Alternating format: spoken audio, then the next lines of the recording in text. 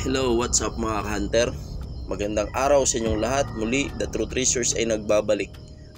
Sa araw na to ay pag-usapan natin ang tungkol sa isang muhon na natagpuan namin mga ka-hunter habang kami ay naglalakad-lakad sa gilid ng Old Japanese School mga ka-hunter. So habang kami ay naglalakad-lakad, meron kaming napansin, meron kaming nakita na isang kakaibang muhon. Kung titingnan namin ay nagtaka din kami kung anong klaseng muhon ito. Unang-una, inisip na kami dahil hindi naman ito boundary. At napagtanto namin na baka lumutang lang ito dahil sa baha. Kasi nasa creek ito mismo eh. Kung titingnan nyo mga hunter, meron siyang double A, which is treasure symbols din ito mga hunter. Yung letter A, alam naman natin na symbolic to gold.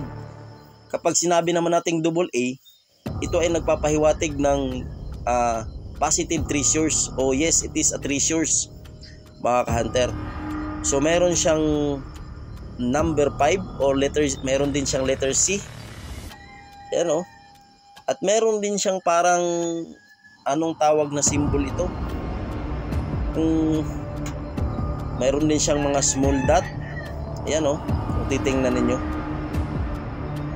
At saka yung uri ng pagkagawa sa kanya ay talagang matanda na tong klase ng semento na ito eh. At talagang nakabaon to, talagang nakalibing to mga ka-hunter. Kaya kung